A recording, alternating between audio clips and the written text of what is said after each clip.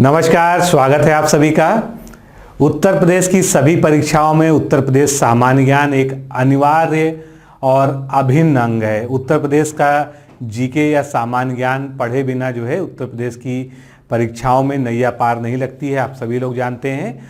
और अच्छा खासा प्रोपोर्शन होता है उत्तर प्रदेश की परीक्षाओं में।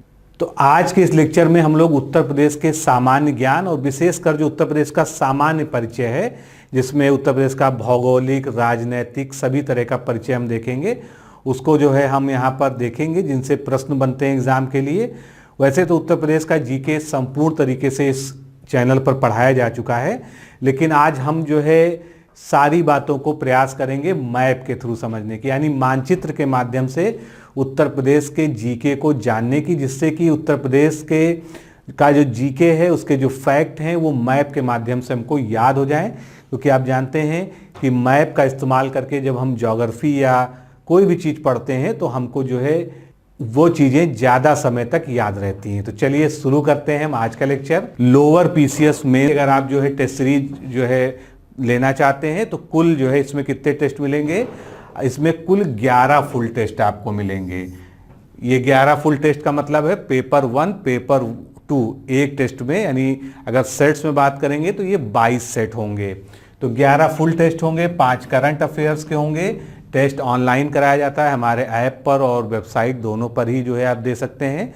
साथ में जो भी टेस्ट आप देंगे उसकी व्याख्यात्मक हल वाली पीडीएफ, जो पूरा का पूरा जो है व्याख्या से, कंटेंट से, जिसमें नोट्स दिया गया है, वो आपको मिलेगी। और इस टेस्ट का जो डेमो पीडीएफ है, डेमो फाइल है, क्योंकि आपको वो देखना जरूरी है। कोई भी चीज़ आप लेते हैं उसके पहले जो है उसका एक सैंपल देखना जरूरी है। तो जो इसमें टेस्ट 1 है उसका डेमो पीडीएफ जो है इस वीडियो के डिस्क्रिप्शन बॉक्स में पिन कमेंट में उसका लिंक दिया हुआ है। आप डेमो पीडीएफ को डाउनलोड कर लीजिए, अच्छे से पढ़ लीजिए और समझ लीजिए कि किस तरह से ये जो है हमने टेस्ट सीरीज को डिजाइन किया है और उसमें व्याख्या किस तरह से देते हैं, व्याख्या के माध्यम से नोट्स किस तरह से उसमें देते हैं, पीडीएफ होती कैसी है। उसके अलावा अगर आपको नहीं मिल पा रहा है या कुछ और आप जानकारी चाहते हैं तो आप जो है अपने व्हाट्सएप में टाइप कीजिए लोअर मेंस, और जो हमारा व्हाट्सएप नंबर है 9506742546, इस पर भेज दीजिए। कुछ लोगों ने लोअर मेंस के लिए वीडियो कोर्सेज की डिमांड की थी, तो वो भी हमारा जो है तैयार है और उसमें भी आप जो है एडमिशन ले सकते हैं। वीडियो कोर्स में आपको मिलेगा, सबसे पहले सामान्य हिंदी की बात करें, सामान्य हिंदी के जितने भी टॉपिक जो है लोअर पीसीएस मेंस के पाठ्यक्रम में दिए हैं सब कुछ आपको मिलेगा, और साथ में जितने भी लेक्चर हैं उनका पीडीएफ में नोट्स आपको दिया जाएगा।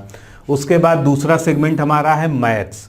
तो कंप्लीट मैथ्स का A to Z वीडियो बहुत ही अच्छे टीचर के द्वारा आप हमारे ऐप में जाकर जो है पहला लेक्चर सभी के लिए फ्री है, आप उसको जो है हमारे ऐप में लॉगिन करके जाइए लोअर टेस्ट वीडियोस में, वहाँ पर मैथ में जो है पहला लेक्चर देखिए, आप समझ जाएंगे कि क्या क्वालिटी है मैथ के लेक्चर्स की। इसी तरह से रीजनिंग की अगर हम बात करें तो रीजनिंग के वीडियो लेक्चर्स भी जो है सेम उसी तरह से है, और रीजनिंग पर जो है बहुत अच्छा जो है कंटेंट तैयार किया गया है वीडियो लेक्चर में। जितने भी टॉपिक पूछे जाने हैं जो भी सिलेबस में है हमारे लोअर पीसीएस मेंस के, उन सभी पर जो है ये वीडियो लेक्चर्स बनाए गए हैं। तो आप जो है इनमें से जो भी चूज करना चाहें, सारे लेना चाहें आप ले सकते हैं। और इसके बारे में और आपको जो जानकारी चाहिए उसके लिए आप लोअर मेंस लिखकर 9506742546 पर भेज दीजिए, आपको जो है पूरी की पूरी जानकारी दे दी जाएगी। और सैंपल वीडियोस को हमारे ऐप डिकोड एग्जाम जो ऐप है उसमें जाकर देखना ना भूलें। इसके अलावा जितने भी एग्जाम हमारे सामने भी आ रहे हैं लोक सेवा आयोग के, जैसे समीक्षा अधिकारी है, खंड शिक्षा अधिकारी है और यूपी पीसीएस है, इन सभी की टेस्ट सीरीज काफ़ी पहले से चल रही है, आप सभी को पता है। तो अगर आपको जो है इनकी टेस्ट सीरीज ज्वाइन करनी है तो समीक्षा अधिकारी में कुल 11 फुल टेस्ट हैं, करंट अफेयर्स के 9 टेस्ट हैं। खंड शिक्षा अधिकारी में 11 फुल टेस्ट हैं, करंट अफेयर्स के 8 टेस्ट हैं। और यूपी पीसीएस प्रीलिम्स जो कि हमारा जो है मेन हाईलाइट है, या जिसको हम कहें कि ये हमारी फ्लैगशिप टेस्ट सीरीज है, सबसे अच्छी टेस्ट सीरीज है। तो इसका कंप्लीट क्रैश कोर्स, जिसमें जो है सब्जेक्ट वाइज पहले जो है इंडिविजुअल 10 टेस्ट है, उसके बाद फुल सिलेबस पर बेस्ड 11 टेस्ट है और करंट अफेयर्स के 5 टेस्ट हैं। तो लगभग ये 25 टेस्ट जो है आपको दिए जाएंगे। और यूपी पीसीएस प्री जो है क्रैक करने के लिए जो है सबसे बेहतरीन क्रैश कोर्स ये है। तो आप इन सभी टेस्ट को ज्वाइन कर सकते हैं। इसके लिए एक नंबर आपके सामने है जो बार बार मैं बताता हूँ, 9506742546। इस पे जो है संबंधित परीक्षा का नाम लिखिए और व्हाट्सएप कर दीजिए सारी जानकारी, और इनके जितने भी डेमो टेस्ट के PDF फाइल्स हैं वो आपको प्रदान कर दिया जाएगा, और इस वीडियो के डिस्क्रिप्शन में और पिन कमेंट में भी ये दिया हुआ है। तो स्टार्ट करते हैं उत्तर प्रदेश की भौगोलिक संरचना। जब भौगोलिक संरचना की हम कहीं पर बात करते हैं तो इसका सबसे पहला जो उद्देश्य होता है, ये हमको ये लगाना होता है कि किसी भी जगह की, यानी यहाँ पर हम राज्य की बात करें उत्तर प्रदेश की, उसकी अवस्थिति क्या है, वो कहाँ पर लोकेटेड है, यानी लॉन्गिट्यूड और लैटिट्यूड, यानी अक्षांश और देशांतर वाइज जो है उसकी स्थिति क्या है। तो सबसे पहले हम जब उत्तर प्रदेश में जाएं उससे पहले हमको भारत की चर्चा करनी पड़ेगी। भारत कहाँ पर स्थित है? भारत आप जानते हैं उत्तरी गोलार्ध में है। तो भारत अगर उत्तरी गोलार्ध में है तो हमारा उत्तर प्रदेश भी जो है उत्तरी गोलार्ध में है। ये आपके सामने जो है आप यहाँ देख सकते हैं, उत्तर प्रदेश को हम इस तरह से यहाँ पर मार्क कर सकते हैं, उत्तर प्रदेश। अब उत्तर प्रदेश को हमने मार्क कर लिया, अब इसकी जो है हम अक्षांशीय और देशांतरीय स्थिति पर चर्चा करेंगे। तो उत्तर प्रदेश की जो अक्षांशीय विस्तार है, जिसको हम लैटिट्यूड कहते हैं अक्षांश को, ये कितने से कितने तक है? 23 डिग्री 52 मिनट से लेकर 30 डिग्री 21 मिनट उत्तरी अक्षांश के मध्य में है। तो अगर हम इसको दिखाना चाहें यहाँ पर तो कैसे दिखा सकते हैं? हम यहाँ पर जो है एक जो है अक्षांश रेखा खींच ले रहे हैं, एक सबसे उसके उत्तर में और एक सबसे उसके दक्षिण में। अब यहाँ पर जो है हम अगर 23 डिग्री 52 मिनट को कहाँ दिखाएंगे? तो 23 डिग्री जो है और 52 मिनट, ये अक्षांश कहाँ पर आएगा? ये जो है नीचे आएगा, यानी दक्षिणी भाग में आएगा, जो इसके दक्षिणतम बिंदु को टच कर रहा होगा। और उत्तरतम बिंदु जो है आप जानते हैं कि सहारनपुर जिला है, उसको टच करते हुए कौन सा हो जाएगा? 30 डिग्री 21 मिनट। तो ये हमारा जो है दोनों अक्षांश हो गए, जो जिसके अंतर्गत जो है उत्तर प्रदेश विस्तृत है। अब यहाँ पर विस्तृत है यानी इसका विस्तार कितना है ये भी पूछ लिया जाता है। तो उत्तर प्रदेश का कुल जो अक्षांशीय विस्तार है वो 6 डिग्री 29 मिनट है। ये कहाँ से आएगा? तो इसको और इसको दोनों को अगर घटा देंगे तो कितना आ जाएगा? 6 डिग्री 29 मिनट। ये जो है इसका अक्षांशीय विस्तार हो जाएगा, यानी लॉन्गिट्यूडनल एक्सटेंशन हो जाएगा। अब दूसरा चीज आती है क्या? देशांतर। देशांतर कैसे होता है? देशांतर आप जानते हैं कि ग्लोब पर जो सीधी खड़ी लाइनें होती हैं, इस तरह से अगर हम ग्लोब बनाते हैं तो इस पर जो है इस तरह से जो लाइनें होती हैं, देशांतर रेखाएं इसको कहते हैं, यानी इसको लॉन्गिट्यूड कहते हैं इंग्लिश में। और अक्षांश कैसे होते हैं? अक्षांश जो है इस तरह से अक्षांशीय रेखाएं होती हैं। तो अब हम बात करने जा रहे हैं लॉन्गिट्यूड की। तो लॉन्गिट्यूड जो है हमको पूर्व और पश्चिम में खींचने पड़ेंगे। सबसे पहले जो है हम इसके पश्चिम में चलते हैं और पश्चिम में एक लाइन जो है पश्चिमी बिंदु से मिला के खींच देते हैं, और एक जो लाइन यहाँ पर हम पूर्वी बिंदु से मिलाकर यहाँ पर उत्तर प्रदेश के खींच देते हैं। अब हमको इसको देखना है कि किस तरह से जो है इसका विस्तार है। तो सबसे पहले हम पश्चिम में चलेंगे। पश्चिम में कितना विस्तार दिया गया है? 77 डिग्री 3 मिनट। इसको हम मान लेते हैं कि ये 77 डिग्री 3 मिनट है। और पूर्वतम बिंदु जो है वो उत्तर प्रदेश का कितने पर होगा? 84 डिग्री 39 मिनट। ठीक है, ये हमारा जो है दोनों देशांतर हो गए, जो उत्तर प्रदेश के दोनों यानी पूरब और पश्चिम शीर्षों पर हैं। अब इसका जो है विस्तार, जिस तरह से हमने जो है लैटिट्यूडनल एक्सटेंशन देखा, उसी तरह से लॉन्गिट्यूडनल। तो क्या करेंगे? हम इनको आपस में घटा देंगे। ये कितना आ जाएगा? ये आ जाएगा 7 डिग्री और 9 मिनट। तो ये जो है हमारा जो है देशांतरीय विस्तार जो हो जाएगा वो 7 डिग्री 9 मिनट हो जाएगा। तो इसी को हम यहाँ पर भी प्रोजेक्ट कर सकते हैं, बड़ा करके देख सकते हैं। तो लॉन्गिट्यूड और लैटिट्यूड हम इस तरह से जो है इसको दोनों को दिखा देंगे। तो ये जो है हमने समझ लिया कि उत्तर प्रदेश जो है आखिर अगर इसको नक्शे की बात की जाए, मैप की बात की जाए, तो ये कहाँ पर जो है स्टैंड करता है, इसका जो है जो लोकेशन है, जो अवस्थिति है वो एग्जैक्टली क्या है। तो ये जो है हमसे एग्जाम में पूछा भी जाता है। अब आगे चलते हैं। अब उत्तर प्रदेश के नक्शे पे ही हम पूरी चर्चा जो है आज की करेंगे। भूगर्भिक दृष्टि से उत्तर प्रदेश प्राचीनतम गोंडवाना लैंड का भूभाग है। तो आप जानते हैं कॉन्टिनेंटल ड्रिफ्ट थ्योरी आपने जरूर पढ़ी होगी रॉबर्ट वेगनर की।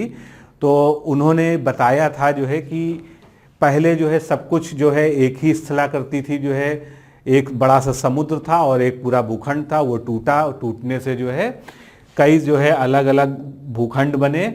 तो उसमें जो प्राचीनतम गोंडवाना लैंड था उसी का भूभाग जो है हमारा उत्तर प्रदेश है। उसके बाद उत्तर प्रदेश के दक्षिण भाग स्थित पठारी प्रायद्वीप का ही अंग है, जिसका निर्माण बिंद क्रम की शैलों के द्वारा प्री कैम्ब्रियन युग में हुआ था। तो अगर जो है पूछा जाए कि कितना पुराना है, तो हमको बताना है कि जो दक्षिण का पठारी भाग जो है वो प्रायद्वीपीय भाग का ही हिस्सा है और इसका निर्माण जो है बिंद क्रम की शैलों के द्वारा प्री कैम्ब्रियन एरा में या प्री कैम्ब्रियन युग में हुआ था। इसके बाद हम उत्तर प्रदेश की पहले प्राकृतिक सीमाओं की बात करते हैं कि उत्तर प्रदेश की प्राकृतिक सीमाएं क्या हैं। तो प्राकृतिक रूप से उत्तर प्रदेश के उत्तर में हिमालय की शिवालिक श्रेणियां हैं। आप जानते हैं कि शिवालिक श्रेणियों का जो है विस्तार कहां से कहां तक है, तो राजस्थान में जो है माउंट आबू से लेके जो है और दिल्ली तक ये पूरा एक्सपेंशन होता है। आप यहाँ पर दिल्ली को देख रहे हैं। तो उत्तर में अगर हम बात करें तो उत्तर में जो शिवालिक श्रेणियां हैं ये जो है इसकी पूरी प्राकृतिक सीमा जो है बनाती हैं। अब बात करते हैं कि इसके पश्चिम में दक्षिण पश्चिमी और दक्षिण पश्चिम, दक्षिण पश्चिम और दक्षिण, ये सीमाएं किसके द्वारा बनाई जाती हैं, तो ये प्राकृतिक सीमा जो है यमुना नदी के द्वारा खींची जाती है। किस प्रकार से, आप जानते हैं उत्तराखंड से जो है यमुना नदी इस प्रकार से बहते हुए उत्तर प्रदेश में आती है और इस तरह से होते हुए ये जो है प्रयागराज में जाकर गंगा नदी में मिल जाती है। और गंगा नदी इस तरह से यहाँ से चलते हुए कुछ इस तरह से आती है। तो और ये जो बीच का इलाका है इसी को हम गंगा यमुना का दोआब कहते हैं। ये दोनों ही मेजर रिवर हैं। यमुना वैसे भी जो है सहायक नदी ही है, गंगा नदी की मुख्य नदी गंगा ही है। तो ये जो बीच का एरिया होता है इसको हम गंगा यमुना का दोआब भी कहते हैं, जो बहुत ही उपजाऊ है और सांस्कृतिक दृष्टि से भी जो है बहुत ही महत्वपूर्ण है। तो पश्चिम, दक्षिण पश्चिम और दक्षिण में जो है यमुना नदी और साथ में विंध्य श्रेणी, विंध्य पर्वतमाला भी जो है जिसको विंध्याचल श्रेणी के नाम से भी जानते हैं। तो विंध्य पर्वतमाला भी जो है इस तरह से यहाँ पर दक्षिण में जो है इसकी सीमा बनाने का जो कि प्राकृतिक सीमा है काम करती है। आगे चलते हैं।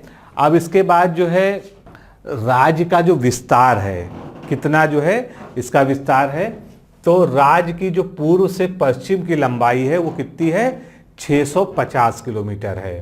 तो पूर्व से पश्चिम की लंबाई जो है कितनी हो जाएगी, 650 किलोमीटर हो जाएगी। और उत्तर से दक्षिण तक की जो लंबाई है वो कितनी हो जाएगी, 240 किलोमीटर हो जाएगी। तो ये भी कभी पूछा जा सकता है, इसको ध्यान रखिएगा। आगे चलते हैं। अब हम बात करते हैं कि उत्तर प्रदेश जो राज्य है, जो इतना बड़ा राज्य है और जनसंख्या की दृष्टि से सबसे बड़ा राज्य है और क्षेत्रफल की दृष्टि से चौथे नंबर का राज्य है भारत का। तो इसकी सीमाएं जो है बहुत बड़ी होंगी।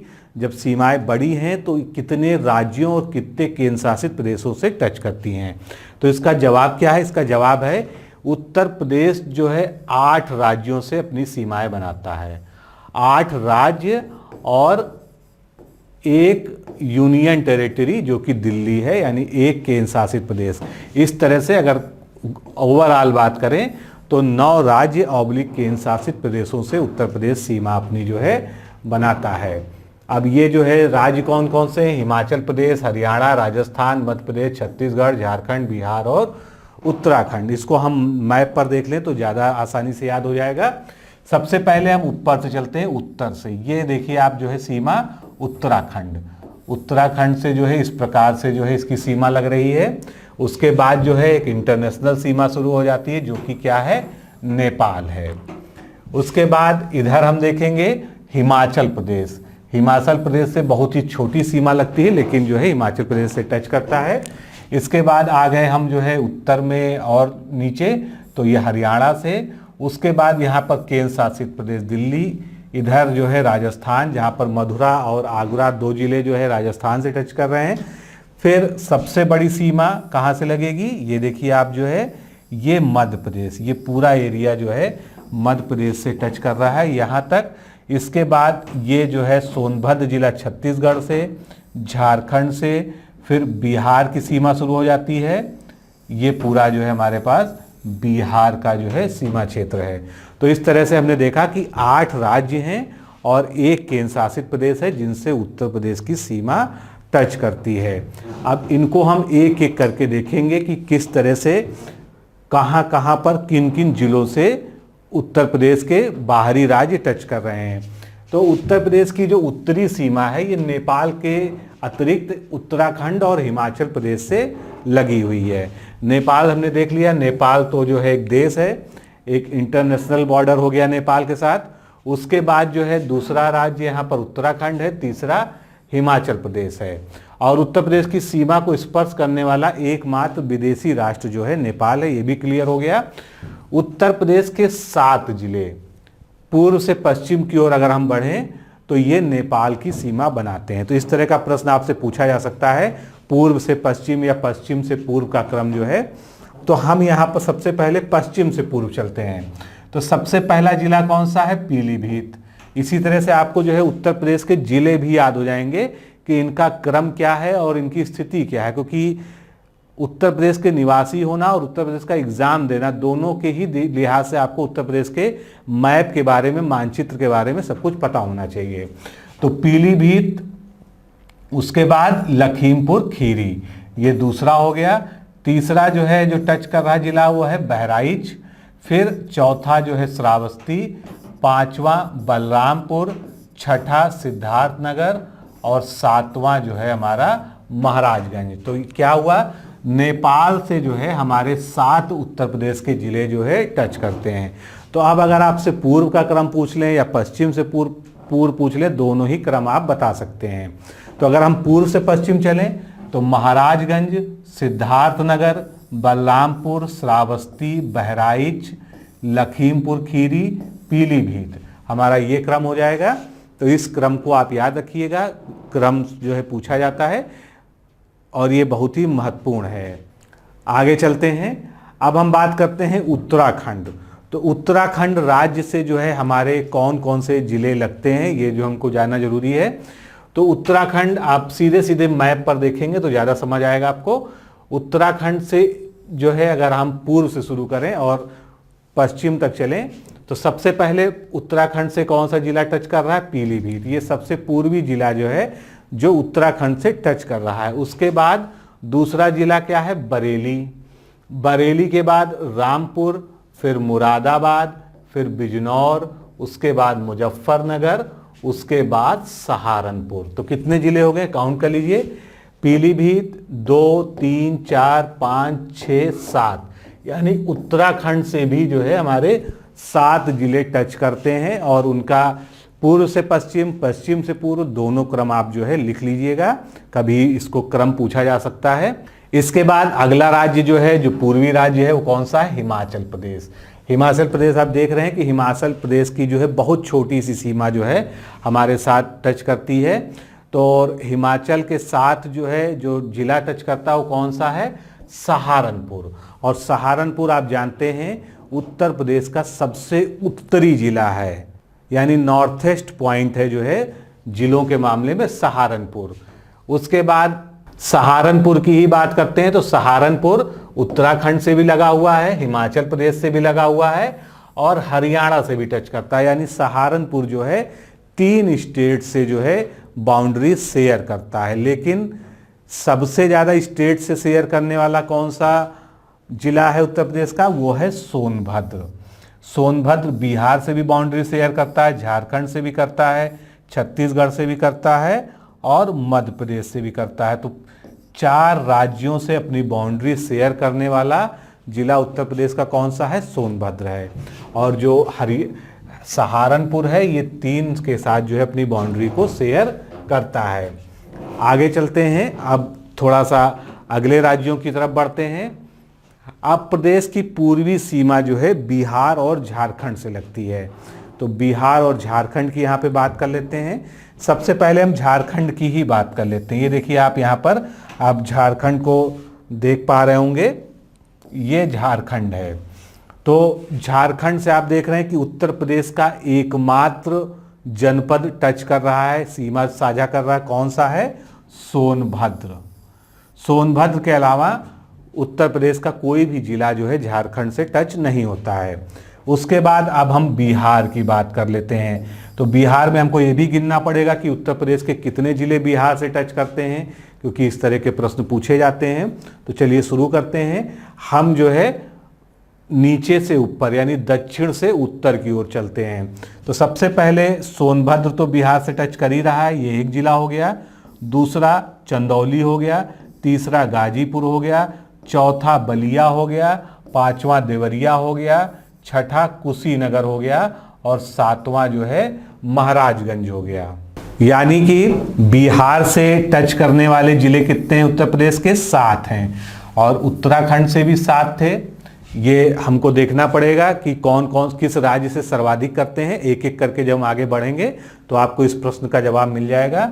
तो बिहार से 7 जो है जिले टच करते हैं। अब इसको अगर हम उत्तर से दक्षिण का क्रम देख लें तो महाराजगंज, कुशीनगर, देवरिया, बलिया, गाजीपुर, चंदौली और सोनभद्र, ये जो है इसका क्रम हो गया। सोनभद्र बहुत ही महत्वपूर्ण है क्वेश्चन के हिसाब से, क्योंकि एग्जाम में इसी तरह के प्रश्न आते हैं। एक बार फिर से देख लीजिए। सोनभद्र 4 राज्यों को टच करता है, मध्य प्रदेश को, छत्तीसगढ़ को, झारखंड को और बिहार को। अब हम उत्तर प्रदेश की पश्चिमी सीमाओं की बात करते हैं। तो पश्चिम किधर है? इधर है। पश्चिमी सीमा कहाँ कहाँ से बन रही है? तो आप देख सकते हैं, एक तो हरियाणा हो गया और इधर क्या हो गया? राजस्थान हो गया। तो हरियाणा, राजस्थान और एक सीमा और हमारी बनेगी किससे? दिल्ली से बनेगी। तो सबसे पहले हम हरियाणा पे नजर डालते हैं। तो हरियाणा से सीमावर्ती जिले क्या हैं? उत्तर से दक्षिण की ओर चलते हैं। एक पहला हमारा हो गया सहारनपुर, उसके ठीक नीचे आ गए शामली। शामली क्यों इंपॉर्टेंट है? क्योंकि शामली जो है उत्तर प्रदेश का सबसे पश्चिमी जिला है और सहारनपुर सबसे उत्तरी जिला है, दोनों को याद रखिएगा।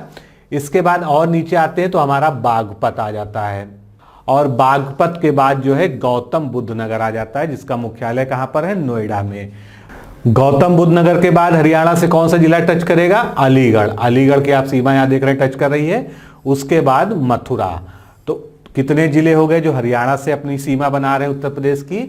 6 जिले हो गए जो हरियाणा के साथ जो है सीमावर्ती हैं। उसके बाद केंद्र शासित प्रदेश दिल्ली की हम बात कर लें, इसको जो है थोड़ा सा क्लियर कर देते हैं जिससे आप साफ देख सकें। केंद्र शासित प्रदेश दिल्ली पे आ जाए हम। दिल्ली आप देख रहे हैं गाजियाबाद से अपनी सीमा को शेयर कर रहा है और गौतम बुद्ध नगर से, यानी दिल्ली के साथ जो है कितने जिले शेयर कर रहे हैं अपनी सीमा को? 2 जिले जो है दिल्ली के साथ शेयर कर रहे हैं। अब इसके बाद हम बात करते हैं राजस्थान से सीमावर्ती जिले। तो राजस्थान कहाँ कहीं दिख रहा है आपको? राजस्थान ये देखिए आप, येलो कलर में जो है ये क्या है? ये राजस्थान है। अब राजस्थान का इस तरह से यहाँ पर एक्सपेंशन दिखाया गया है। राजस्थान से जो है सीमा कौन कौन से जिले बना रहे हैं उत्तर प्रदेश के? तो उत्तर प्रदेश के जिले जो राजस्थान से सीमा बना रहे हैं वो है मथुरा, आगरा। 2 जिले हैं जो राजस्थान से अपनी सीमा बना रहे हैं। तो राजस्थान के आगे हम कितना लिख सकते हैं? 2 लिख सकते हैं। तो इस तरह से हरियाणा के साथ 6 जिले, दिल्ली के साथ 2 जिले और राजस्थान के साथ जो है 2 जिले उत्तर प्रदेश के अपनी सीमाएं साझा करते हैं। इसके बाद हम दक्षिणी सीमाओं की बात करते हैं। पूर्वी सीमाओं तक हम झारखंड तक पहुंचे थे, अब हम दक्षिणी सीमाओं की बात करते हैं। तो दक्षिणी सीमा में कौन कौन आ जाएगा? एक तो हमारा मध्य प्रदेश आ जाएगा और एक छत्तीसगढ़ आ जाएगा। तो शुरुआत करते हैं छत्तीसगढ़ से, क्योंकि छत्तीसगढ़ से जो है केवल एक ही जिला उत्तर प्रदेश का टच कर रहा है, वो कौन सा है?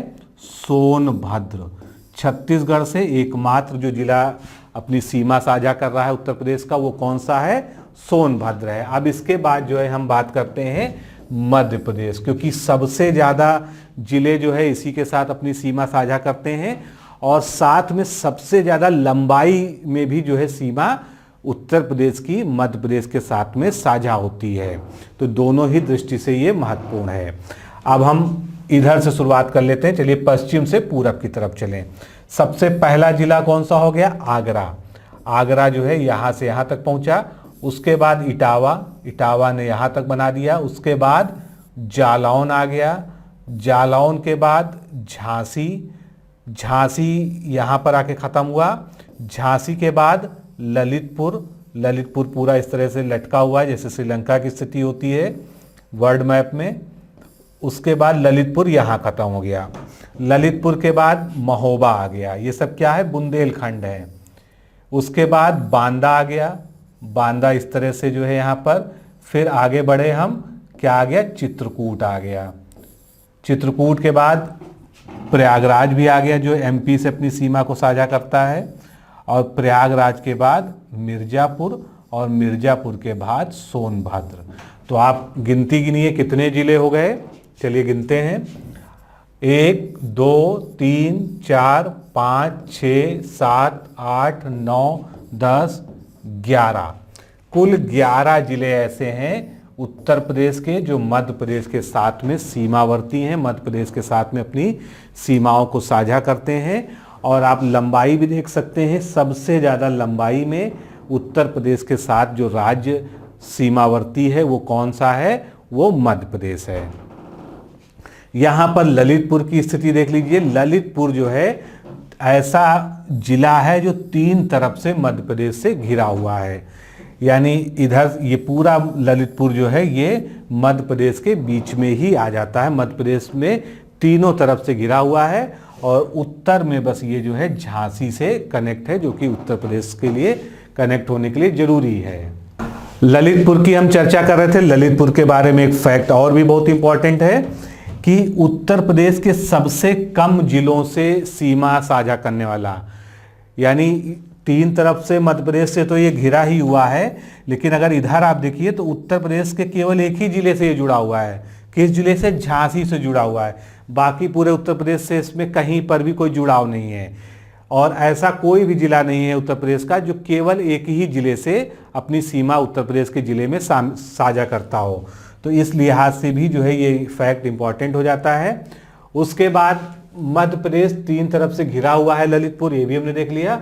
और उत्तर प्रदेश की न्यूनतम सीमा रेखा से स्पर्श करने वाला राज्य कौन सा है, हिमाचल प्रदेश है। अधिकतम की तो हमने बात कर ली कि 11 जिलों के साथ जो है ये जुड़ा हुआ है, 11 जिलों के साथ मध्य प्रदेश सीमावर्ती है। लेकिन न्यूनतम जो है सीमा रेखा उत्तर प्रदेश की किसके साथ में है, राज्यों में, हिमाचल प्रदेश के साथ में है। तो अभी तक जो हमने पढ़ा उसका एक सारांश यहाँ पर देखते हैं। हिमाचल प्रदेश के साथ सीमा लग रही है सहारनपुर की। छत्तीसगढ़ के साथ भी एक ही जिला सीमावर्ती है, सोनभद्र। झारखंड से भी सोनभद्र। राजस्थान से 2 जिले सीमावर्ती हैं उत्तर प्रदेश के, मथुरा और आगरा। फिर केंद्र शासित प्रदेश दिल्ली की बात कर लेते हैं, इससे 2 जिले उत्तर प्रदेश के लगते हैं, गाजियाबाद और गौतम बुद्ध नगर। हरियाणा से 6 जिले सीमावर्ती हैं, सहारनपुर, शामली, बागपत, गौतम बुद्ध नगर, अलीगढ़ और मथुरा। उसके बाद हम बिहार की बात करते हैं। बिहार से 7 जिले उत्तर प्रदेश के टच होते हैं, कौन कौन से, महाराजगंज, कुशीनगर, देवरिया, बलिया, गाजीपुर, चंदौली और सोनभद्र। इसके बाद हम उत्तराखंड की बात करते हैं। उत्तराखंड से भी 7 जिले कनेक्ट होते हैं उत्तर प्रदेश के, सहारनपुर, मुजफ्फरनगर, बिजनौर, मुरादाबाद, रामपुर, बरेली, पीलीभीत। फिर हम मध्य प्रदेश की बात करते हैं। मध्य प्रदेश से सबसे ज़्यादा जिले लगते हैं उत्तर प्रदेश के, 11 जिले, सोनभद्र, मिर्ज़ापुर, प्रयागराज, चित्रकूट, बांदा, महोबा, झांसी, ललितपुर, आगरा, इटावा, जालौन। ये सभी जो है जिले मध्य प्रदेश के साथ साझा करते हैं, जिसको हमने अभी मैप में देखा है। आगे बढ़ते हैं। अब एक सवाल है आपसे जो है, जिसका हम यहाँ पर उत्तर खोजेंगे, अभी तुरंत खोजेंगे, कि उत्तर प्रदेश का ऐसा कौन सा जिला है जो सबसे ज़्यादा जिलों से घिरा हुआ है, यानी सबसे ज़्यादा जिलों से उसकी सीमा टच करती है। तो अगर आप जो है, चूँकि घटना चक्र एक प्रतिष्ठित प्रकाशन है और उसकी किताब मैं भी रिकमेंड करता हूँ, आप लोग पढ़ते भी होंगे निश्चित तौर पर, क्योंकि तथ्य के मामले में उससे ज़्यादा विश्वास जो है इस समय किसी भी प्रकाशन पे नहीं किया जाता है। लेकिन वहाँ पर एक जो है बड़ी मेजर मिस्टेक है जो पढ़ने के दौरान आई है, उसको यहाँ पर आपको हाईलाइट करना जरूरी है। घटना चक्र तथ्यसार 2020 जो नवीनतम संस्करण है यूपी जीके का, उसमें दिया गया है कि प्रदेश के सर्वाधिक जिलों को स्पर्श करने वाला जिला कौन सा है, बदायूं। यानी उनके द्वारा बताया गया है कि ये जो बदायूं जिला है ये सबसे ज़्यादा जो है, इसके सबसे ज़्यादा एडजॉइनिंग डिस्ट्रिक्ट से अपना जो है सीमा को टच करता है। और उनके अनुसार बताया गया है कि 9 जिले ऐसे हैं उत्तर प्रदेश में जो इसके चारों तरफ स्थित हैं। चलिए इसका परीक्षण करते हैं। यहाँ पर बरेली 1, रामपुर 2, संभल 3, अलीगढ़ 4, कासगंज 5, उसके बाद फर्रुखाबाद 6 और शाहजहांपुर 7। कितने निकले? 7 जिले निकले। और ये जो 2 जिले और बताए जा रहे हैं उसके बारे में भी मैंने काफ़ी रिसर्च की है कि ये डेटा आखिर निकल के आया कहाँ से है। तो आप सही तथ्य पहले ये जान लीजिए कि वर्तमान में 7 जिले जो मैंने आपको दिखाए, कौन कौन से 7 जिले?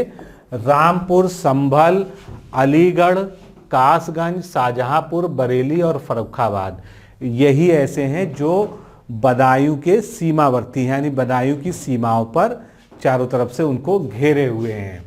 तो वर्तमान में ये तथ्य कि 9 जिलों से घिरा हुआ है और सर्वाधिक जिलों से घिरा हुआ है उत्तर प्रदेश का जिला है, ये गलत है। अभी सर्वाधिक जिलों से कौन सा जिला घिरा हुआ है उसको भी हम आगे देखने जा रहे हैं। सबसे पहले 9 जिलों वाला जो प्रॉब्लम है इसको सॉल्व कर लेते हैं, क्योंकि आप लोग घटना चक्र पढ़ते हैं तो कोई भी ऐसी त्रुटि आपके मन में ना रहे। ये एक मैप है और ये बहुत ही ऑफिशियल जगह से लिया हुआ मैप है, जो कि उत्तर प्रदेश की जो जनगणना है उसमें डिस्ट्रिक्ट वाइज जो है जनगणना रिपोर्ट जो जारी होती है हर डिस्ट्रिक्ट की। तो ये डिस्ट्रिक्ट सेंसस हैंडबुक है बदायूं की, और ये जनगणना कब की है? 2011 की। 2011 की जबकि ये जनगणना है, उस समय उत्तर प्रदेश में 3 नए जिले नहीं बने थे। कौन कौन से जिले थे वो? हापुड़, संभल और शामली, ये 3 जिलों का निर्माण नहीं हुआ था जब ये जनगणना हो रही थी, या जनगणना के आंकड़े इकट्ठे किए जा चुके होंगे, क्योंकि 2011 की जनगणना जो है आपको पता होगा केवल उत्तर प्रदेश में 71 जिलों में हुई थी। 4 जिले उस समय अस्तित्व में नहीं थे। तो 71 जिलों के हिसाब से उस समय सीमांकन जो है जिलों का अलग था। आप यहाँ पर निश्चित रूप से देख सकते हैं, इधर जो है बुलंदशहर है, इधर जो है अमरोहा है, मुरादाबाद है, रामपुर है, बरेली है, शाहजहांपुर है, उसके बाद जो है डिस्ट्रिक्ट काशी रामनगर है, यहाँ पर अलीगढ़ है। तो इस तरह से ये घिरा हुआ है, लेकिन अब इसकी सीमाएं चेंज हो चुकी, क्योंकि जो संभल जिला है, संभल जिले का जो सृजन हुआ था वो मुरादाबाद और बदायूं इनसे काट कर जो है अलग जिला बनाया गया था संभल। उसके बाद जो है बदायूं का जो है सीमांकन बदल गया था। अब इसको घेरे हुए केवल कितने जिले हैं? 7। उस समय जो है 9 जिले थे। ये बात जो है बिल्कुल स्वीकार्य है। तो इसलिए ये फैक्ट जो है अगर आपने याद कर लिया है कि बदायूं जो है सबसे ज़्यादा जिलों से घिरा हुआ जिला है उत्तर प्रदेश का, तो ये जो है आज के संदर्भ में बिल्कुल गलत है। अगर इस तरह का प्रश्न अब आ जाता है तो आप क्या जवाब देंगे? ये आपके सामने जो है जवाब है, और वो जवाब है हरदोई। उत्तर प्रदेश का हरदोई जिला ऐसा है जो 8 जिलों से सीमावर्ती है। कैसे है इसको हम लोग यहाँ पर देख लीजिए, क्योंकि बिना देखे किसी भी चीज़ पर, बिना एक्सपेरिमेंट किए, प्रमाण के साथ अगर नहीं देखा है तो उस पर इतनी जल्दी विश्वास नहीं करना चाहिए। शुरुआत करते हैं फर्रुखाबाद से। फर्रुखाबाद हरदोई के सटा हुआ है। उसके बाद शाहजहांपुर, उसके बाद लखीमपुर, उसके बाद सीतापुर, सीतापुर के बाद सीमा बना रहा है लखनऊ, लखनऊ के बाद उन्नाव, उन्नाव के बाद कानपुर, और कानपुर के बाद कन्नौज। यहाँ पर कानपुर का मतलब है कानपुर नगर, ना कि कानपुर देहात, क्योंकि कानपुर नगर को ही सिंपली कानपुर लिखते हैं और जहाँ पर कानपुर देहात होता है वहाँ पर पूरा कानपुर देहात लिखते हैं। तो इस तरह से आप देख सकते हैं 1 2 3 4 5 6 7 8 जिले ऐसे हैं जो हरदोई को चारों तरफ से घेरे हुए हैं। तो जो प्रश्न हमने पूछा था उसका जवाब अब बदल चुका है। उत्तर प्रदेश का ऐसा जिला जो सर्वाधिक जिलों से घिरा हुआ है, या सबसे ज़्यादा उसकी जो सीमा रेखा है सबसे ज़्यादा जिलों से टच करती है, वो जिला कौन सा है? हरदोई है। बाकी आप कई सारे जिले देख सकते हैं कि उनकी भी आपको ज़्यादा दिख रहे होंगे, लेकिन वहाँ पर क्या है 7, मैक्सिमम 7 तक हैं। सबसे ज़्यादा 8 जिलों से घिरा हुआ जो है जिला हरदोई है। इसके बाद अब उत्तरी, दक्षिणी, पश्चिमी और पूर्वी 4 जिलों की बात करते हैं। प्रायः ये क्वेश्चन पूछे जाते हैं। तो यहाँ पर पहले हम उत्तर, दक्षिण, पूरब निर्धारित करने के लिए इसको बना लेते हैं नॉर्थ, साउथ, ईस्ट, वेस्ट। सबसे पहले उत्तरी की बात करते हैं। उत्तर प्रदेश का सबसे उत्तरी जिला कौन सा है? हमने पहले बात भी की है, सहारनपुर है। उसके बाद उत्तर प्रदेश का सबसे दक्षिणी जिला कौन सा हो जाएगा?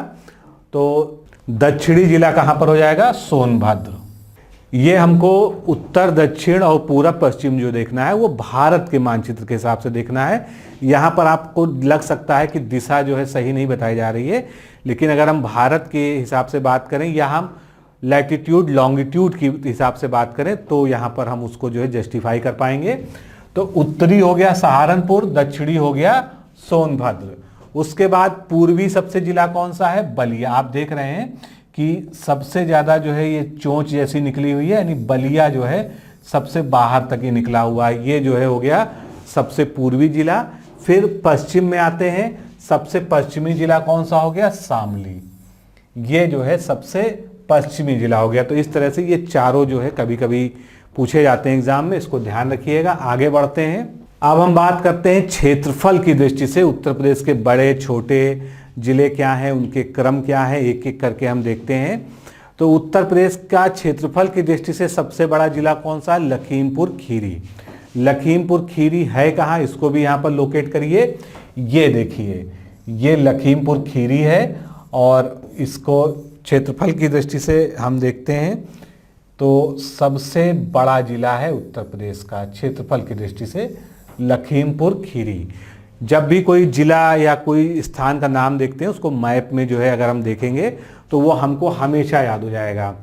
इसके बाद अगर हम चलते हैं तो लखीमपुर से छोटा जिला कौन सा है क्षेत्रफल में? दूसरे नंबर का है सोनभद्र। ये आपका सोनभद्र हो गया, इसको हम सेकंड नंबर दे देते हैं और लखीमपुर खीरी को हम फर्स्ट नंबर दे देते हैं। उसके बाद हम चलते हैं, हरदोई आ जाता है तीसरे नंबर पर। हरदोई की अभी हमने चर्चा की थी। ये हरदोई यहाँ पर जो सबसे ज़्यादा जिलों से घिरा हुआ है, तो हरदोई का नंबर जो है तीसरा हो गया क्षेत्रफल की दृष्टि से। उसके बाद चौथे नंबर पर कौन सा हो गया? सीतापुर।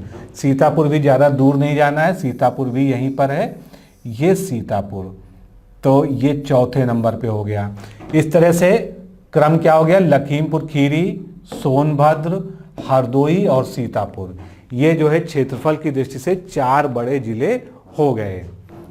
इसके बाद उत्तर प्रदेश का क्षेत्रफल की दृष्टि से सबसे छोटा जिला कौन सा है?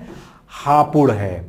हापुड़ का जो क्षेत्रफल 660 स्क्वायर किलोमीटर है। तो ये हापुड़ हो गया यहाँ पर। ये जो है क्षेत्रफल की दृष्टि से सबसे छोटा जिला हो गया हापुड़। उसके बाद अब इससे जो है बढ़ते हैं आगे, यानी आरोही क्रम में देखते हैं। इससे बड़ा कौन सा हो जाएगा? गाजियाबाद हो जाएगा। गाजियाबाद कहाँ मिलेगा हमको? गाजियाबाद जो है उसके बगल में ही है। ये देखिए गाजियाबाद, ये जो है नीचे से दूसरे नंबर का हो गया क्षेत्रफल में। इसके बाद संत रविदास नगर। संत रविदास नगर जो पहले, यानी जब उत्तर प्रदेश में 4 नए जिले नहीं बने थे, यानी 71 ही जिले थे 2011 की जनगणना तक, उस समय जो है संत रविदास नगर, जिसका आज जो है नाम क्या है? भदोही। तो भदोही इसका अन्य नाम है और भदोही जो है उस समय सबसे छोटा जिला उत्तर प्रदेश का हुआ करता था। हालांकि आज भी जो है उत्तर प्रदेश की एक ऑफिशियल वेबसाइट है ODOP की, वन डिस्ट्रिक्ट वन प्रोडक्ट की, उस पर आज भी यही लिखा हुआ है कि भदोही या संत रविदास नगर जो है उत्तर प्रदेश का क्षेत्रफल की दृष्टि से सबसे छोटा जिला है। लेकिन अब ये स्पष्ट हो चुका है कि हापुड़ ही सबसे छोटा जिला है। तो हापुड़, गाजियाबाद, उसके बाद भदोही और उसके बाद आता है शामली। शामली भी आप जानते हैं ये है, जो सबसे पश्चिमी जिला है उत्तर प्रदेश का, वो है शामली। तो ये जो है नीचे से चौथे नंबर पे हो गया क्षेत्रफल की दृष्टि से। अब उत्तर प्रदेश का जो है जो वर्तमान परिदृश्य है जिलों का, क्योंकि बार बार जो है यहाँ पर जिलों के नाम बदले हैं, बार बार नए नए जिले बनते रहते हैं। तो आज की डेट में क्या पोजीशन है? 75 जिले हैं, ये हम सब लोग जानते हैं। और उत्तर प्रदेश में जो आखिरी मॉडिफिकेशन हुआ था उसके हिसाब से जो कौन से जिले बने थे, तब 3 जिले बने थे, हापुड़, संभल और शामली। लेकिन इनका नाम यही नहीं था, इनका जो है एक्चुअल नाम जब गठन हुआ था, मायावती जी ने जब इसका गठन किया था, तब जो है इसका नाम रखा था पंचशील नगर, भीमनगर और प्रबुद्ध नगर। तो इसको एक बार मिला लीजिए, पंचशील नगर, इसका नाम हापुड़, भीमनगर संभल और प्रबुद्ध नगर जो है शामली। ये जो है इसके नए पुराने नाम है और 28 सितंबर 2011 को इसकी घोषणा हुई थी। इससे पूर्व में सृजित जिलों में कौन कौन से जिले थे? महामाया नगर, काशीराम नगर, रमाबाई नगर, छत्रपति साहू जी महाराज नगर, ज्योतिबा फूले नगर। इन जिलों के पुराने नाम क्रमशः क्या हैं? तो सबसे पहले महामाया नगर की बात करें तो इसका नाम था पहले हाथरस, और आज भी हाथरस है क्योंकि फिर जो है इसको बदल दिया गया है, लेकिन गठन के समय जो है इसको महामाया नगर नाम दिया गया था, बाद में हाथरस कर दिया गया। काशीराम नगर बना था, वो आज का कासगंज है। रमाबाई नगर, ये क्या था? कानपुर देहात है आज का। फिर उसके बाद छत्रपति साहू जी महाराज नगर, ये वर्तमान अमेठी है। और उसके बाद ज्योतिबा फूले नगर जो है वर्तमान का अमरोहा है, जिसको जेपी नगर या ज्योतिबा फूले नगर के नाम से जाना जाता था। तो 2012 में जो है ये नाम फिर से आ गए थे बदलकर, और संत रविदास नगर का नाम भी बदलकर पुनः अब जो है भदोही कर दिया गया। तो ऑफिशियली जो है अब संत रविदास नगर की जगह भदोही नाम जो है इसका ऑफिशियल नेम है। इसके बाद जो है कुछ ऐसे जिले होते हैं जिनका मुख्यालय उनके यानी जिला मुख्यालय का नाम जो है जिले के नाम से अलग होता है, वो स्थान भी अलग हो सकता है। तो ऐसे जिले जो है एग्जाम के पॉइंट ऑफ व्यू से बहुत इंपॉर्टेंट हो जाते हैं, जैसे कि कौसाम्बी। अब कौसाम्बी का जो हेडक्वार्टर है जिले का यानी जिला मुख्यालय जो है वो कहाँ पर है? मंझनपुर जो है जगह पर है। अंबेडकर नगर का अकबरपुर में है। कुशीनगर का जो है पडरौना में है। कानपुर देहात का मुख्यालय कहाँ पर है? अकबरपुर माती में है। सिद्धार्थ नगर का कहाँ पर है? नौगढ़ में है। अमेठी जिले का जो है मुख्यालय गौरीगंज में है। संत कबीर नगर का खलीलाबाद में है। गौतम बुद्ध नगर का नोएडा है जो कि काफ़ी फेमस है, ज़्यादातर लोग जो है उसको नोएडा को जिला ही मानने लगते हैं। तो नोएडा वैसे वहाँ का मुख्यालय का नाम है। सोनभद्र का जो है मुख्यालय कहाँ पर है? रॉबर्ट्सगंज में है। उसके बाद जालौन का जो है उरई में है। और फर्रुखाबाद का जो मुख्यालय है वो कहाँ पर है? फतेहगढ़ में। तो ये उत्तर प्रदेश के कुछ जिले हैं जिनका मुख्यालय का नाम जो है जिला के नाम से भिन्न है, तो इसको याद रखिएगा, ये बहुत ही महत्वपूर्ण है। अब उत्तर प्रदेश इतना बड़ा राज्य है, जनसंख्या की दृष्टि से सबसे बड़ा राज्य है, क्षेत्रफल की दृष्टि से भारत में चौथे नंबर का राज्य है। तो यहाँ का जो है प्रशासन वो भी एक चैलेंजिंग काम है। तो यहाँ पर प्रशासनिक इकाइयों में जो है जो विभाजन किया गया है, प्रशासनिक इकाइयों के बारे में हम जानते हैं। जो अभी का रीसेंट डेटा है उसके अनुसार इसको हम देखते हैं। तो उत्तर प्रदेश में जिलों की संख्या कितनी है? 75 है, ये सभी लोग जानते हैं। मंडल कितने हैं उत्तर प्रदेश में? कुल 18 मंडल हैं। और जो सबसे अंतिम मंडल बना था यानी 18वां मंडल जिसको घोषित किया गया था वो था अलीगढ़। कौन कौन से मंडल हैं? आगरा मंडल, आजमगढ़, प्रयागराज, कानपुर, गोरखपुर, चित्रकूट, झांसी, देवीपाटन, अयोध्या, बस्ती, बरेली, मिर्जापुर, मुरादाबाद, मेरठ, लखनऊ, वाराणसी और सहारनपुर। ये उत्तर प्रदेश के कुल 18 मंडल हैं। सबसे बड़ा मंडल अगर बात करें तो सबसे बड़े मंडल जो है 3 हैं, कानपुर मंडल, लखनऊ मंडल और मेरठ मंडल। इन मंडलों में 6 जिले हैं, यानी ये 3 सबसे बड़े मंडल हैं। सबसे छोटे मंडलों की बात करें जिले की दृष्टि से तो सहारनपुर, झांसी, मिर्जापुर, बस्ती और आजमगढ़, यहाँ पर कितने हैं? 3 जिले हैं। नगर एवं नगर समूहों की संख्या ये कहाँ से आया है? ये 2011 की जनगणना से आया है। 915 हैं। आर्थिक संभाग क्षेत्र, उत्तर प्रदेश को जो है अर्थव्यवस्था की दृष्टि से 4 आर्थिक संभाग क्षेत्रों में बांटा गया है, जिसको अभी आगे हम पढ़ेंगे। तो 4 आर्थिक संभाग क्षेत्र हैं और आज की डेट तक उत्तर प्रदेश में कुल 350 तहसीलें हैं। आगे चलते हैं। सामुदायिक विकास खंड जिसको हम ब्लॉक कहते हैं, ये कितने हैं? 822 हैं। नगर निगम कुल कितने हैं उत्तर प्रदेश में? 17 नगर निगम हैं। न्याय पंचायतें 8135 हैं। नगर पालिकाएं 226 हैं। ग्राम पंचायत कितनी हैं?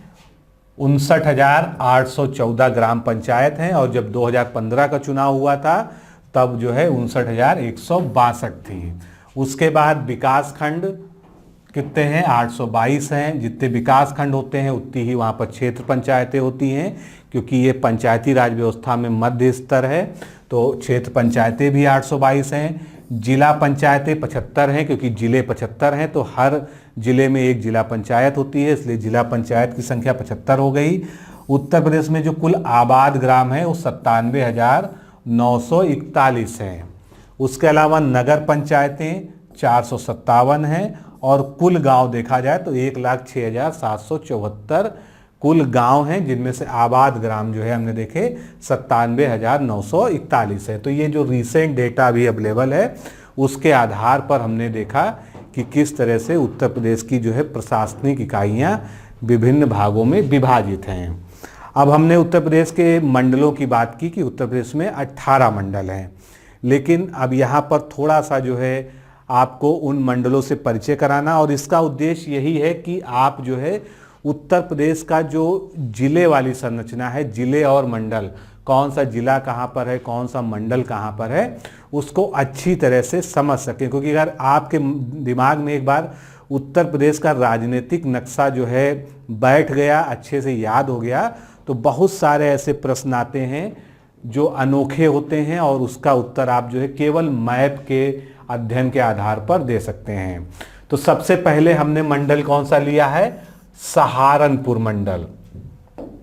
एक एक मंडल को हम सारे मंडलों को इसी तरह से देखेंगे। तो सहारनपुर मंडल सबसे कहाँ पर है? ये देखिए सहारनपुर मंडल है, और ये आप इसकी सीमाएं भी देख रहे हैं, हरियाणा से, हिमाचल प्रदेश से, उधर जो है उत्तराखंड से इसकी सीमा लगती है। तो सहारनपुर जो है, अब इसमें 3 जो है जिले शामिल है। कौन कौन से जिले शामिल हैं? मुजफ्फरनगर हो गया, मुजफ्फरनगर यहाँ पर है, और शामली। तो आप क्या कह सकते हैं? आप देख सकते हैं कि ये जो है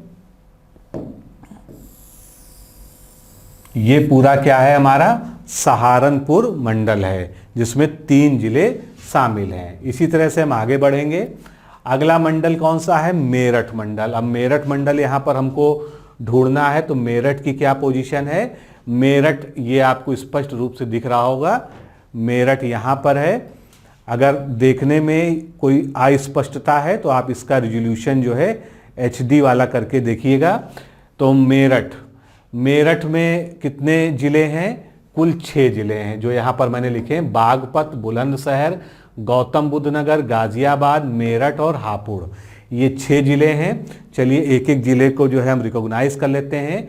बागपत, मेरठ तो हो ही गया, उसके अलावा गाजियाबाद यहाँ पर हो गया, हापुड़ यहाँ पर हो गया, गौतम बुद्ध नगर आप देख रहे हैं यहाँ पर है, जो दिल्ली से बिल्कुल लगा हुआ है, और उसके अलावा बुलंदशहर।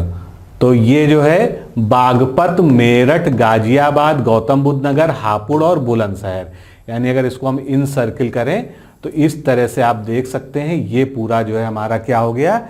ये हमारा मेरठ मंडल हो गया, जिसमें मुख्यालय भी देखते चलिएगा।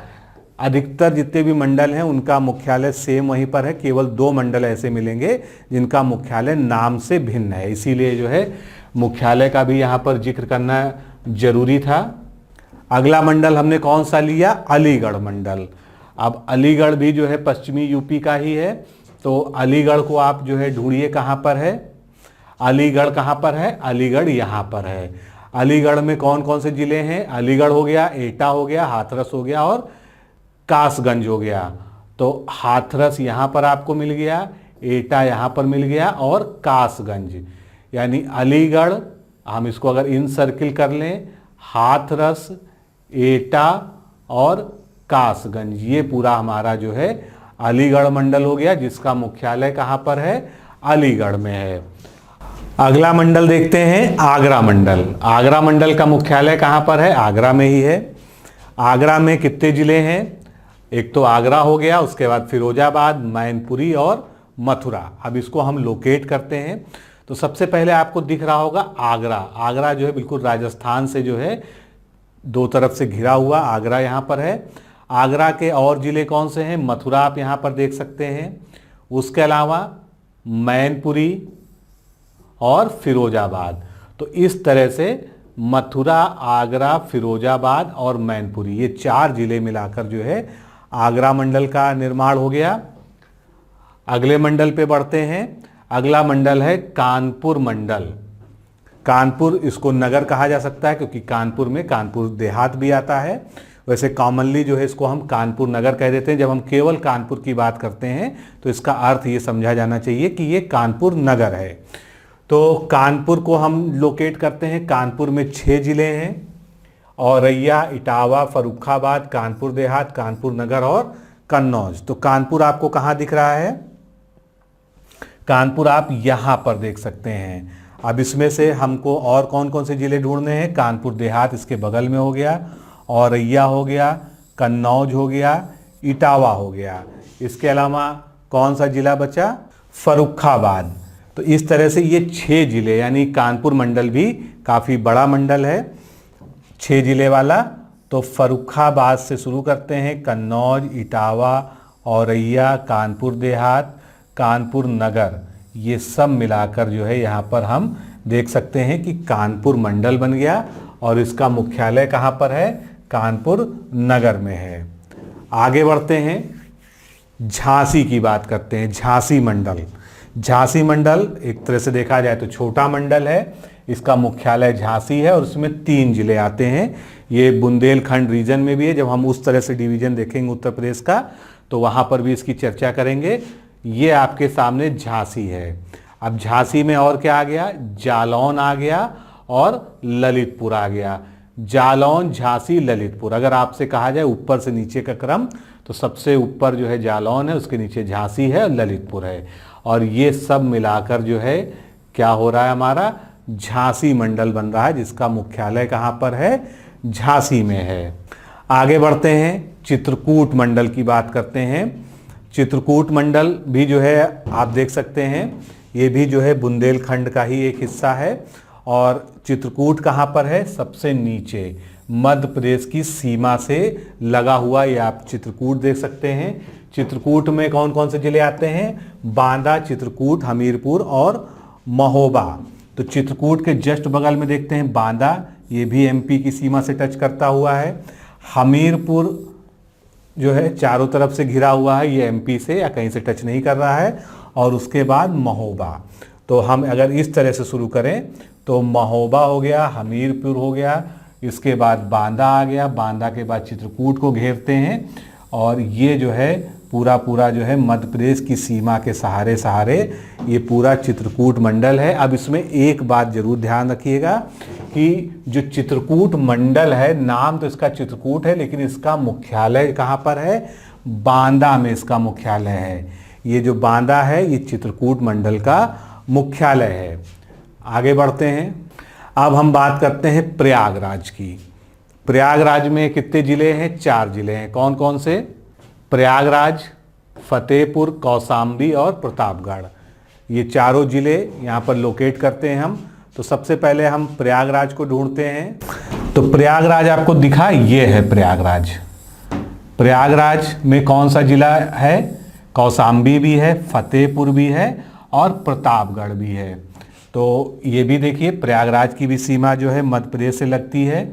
तो प्रयागराज, कौशाम्बी, फतेहपुर, ये इस तरह से हम इसको घेरते चलें। प्रतापगढ़, प्रतापगढ़ के बाद ये पूरा प्रयागराज। तो इस तरह से ये जो है प्रयागराज मंडल हो गया। और इसका मुख्यालय भी कौन सा है? इसका हेडक्वार्टर प्रयागराज ही है। अब उत्तर प्रदेश की राजधानी लखनऊ की बात करते हैं, लखनऊ मंडल की। तो ये भी एक बड़ा मंडल है। इसमें कितने ज़िले हैं? इसमें कुल 6 ज़िले हैं: हरदोई, लखीमपुर खीरी, लखनऊ, रायबरेली, सीतापुर और उन्नाव। तो इसको हम देखते हैं, लखनऊ कहाँ पर है? ये लखनऊ है जो उत्तर प्रदेश की राजधानी है। लखनऊ मंडल में और कौन सा आ गया?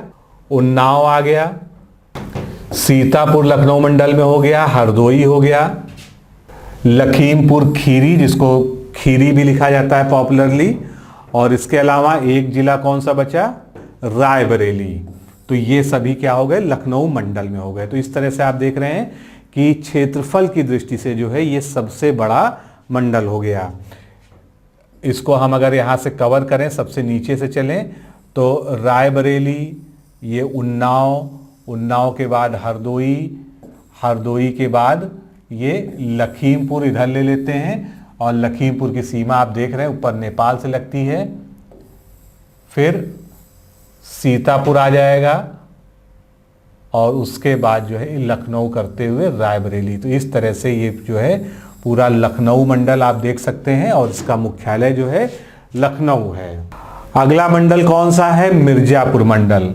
मिर्जापुर एक छोटा मंडल है जिसमें 3 जिले हैं, मिर्जापुर, भदोही और सोनभद्र। भदोही को जो है संत रविदास नगर के नाम से भी जानते हैं, तो इनको हम लोकेट करते हैं। सबसे पहले आप देखिए मिर्जापुर, मिर्जापुर, उसके बाद सोनभद्र। अब सोनभद्र की जो है विशेषता भी है, आपने पढ़ा भी होगा। सोनभद्र जो है एक तरफ तो बिहार की सीमा से टच कर रहा है, दूसरी तरफ झारखंड, तीसरी तरफ छत्तीसगढ़ और चौथी तरफ मध्य प्रदेश, यानी 4 राज्यों की सीमा से टच करने वाला उत्तर प्रदेश का जिला है सोनभद्र। तो ये संत रविदास नगर हो गया जिसको भदोही कहते हैं।